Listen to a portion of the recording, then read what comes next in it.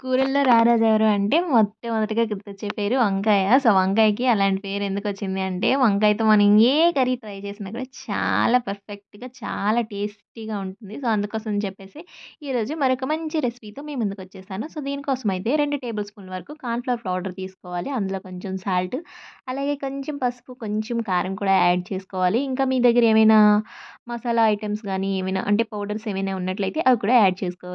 ఇలా యాడ్ చేసుకొని ఇంకా దీనిలో అయితే వాటర్ వేయకూడదు. వాటర్ వేసినట్లయితే మనం ఆయిల్‌లో ఫ్రై చేస్తాం కాబట్టి, ఆ వాటర్ క్వాంటిటీ వల్ల అవి మనకి ఆయిల్‌ని పీల్చేసుకుంటాయన్నమాట. సో, అందుకని చెప్పేసి కొంచెం ఆయిల్ వేసి వాటికి తడిదనం అంటేలా చూసుకొని ఏవైతే మనం కట్ చేసుకున్న ముక్కలున్నాయి కదా! ఆ ముక్కలన్నింటికి కూడా మంచిగా పట్టేటట్టు బాగా కలుపుకోవాలనమాట. ఇలా ఆయిల్ కొంచెం అప్లై చేసుకొని, ఇలా చేసుకున్న ముక్కల్ని కాసేపు పక్కనుంచేసేయాలి. తర్వాత ఇంక ఇలా కొంచెం అంత ఆయిల్ వేసుకొని, సరిపడా బాండీకి ఎన్నైతే ముక్కలు సరిపోతాయో అన్ని వేసేసుకొని, ఇంక ఇలా 2 వైపులా కూడా టాస్ చేసేసుకుంటూ ఇలా ఫ్రై చేసేసుకోవాలి. మధ్యలో కావాలనుకుంటే లిడ్ క్లోజ్ చేయాలనుకుంటే చేసుకోవచ్చు. బాగా ఉడుకుతాయి. లేదు క్రిస్పీగా కావాలి అనుకున్నట్లయితే లిడ్ క్లోజ్ చేయడం మానేయండి. సో, ఇలా టాస్ చేసుకునేటప్పుడు కూడా మనకి ఏమాత్రం అడుగు పట్టేయకుండా పర్ఫెక్ట్‌గా వస్తుంది పీస్ అనేది.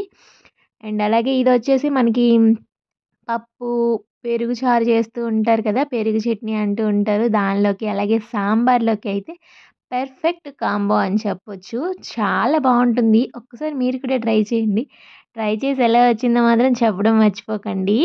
అలాగే దీనికోసం అయితే వంకాయల్ని ఇలా కట్ చేసుకుంటే చాలా బావుంటుంది. లేదు మేము వేరే షేప్‌లో కట్ చేసుకుంటాం అనుకుంటే కట్ చేసుకోవచ్చు. చాయిస్ ఈస్ యువర్స్ అండి. నిజంగా ఇలా మంచి మంచి వెరైటీస్ ఏవి చేసినా కూడా వంకాయతో చాలా బాగా పర్ఫెక్ట్‌గా కుదిరిపోతూ ఉంటాయన్నమాట. సో, ఫైనల్‌గా మన ఫ్రై రెసిపీ అయితే రెడీ అయిపోయింది. సో, చిప్స్ లాగా భలే ఉంటుంది తినడానికి. సో, ఇంకేం చూస్తున్నారు? ఒక లైక్ చేసుకొని సబ్స్క్రైబ్ చేసుకోవచ్చు కదా!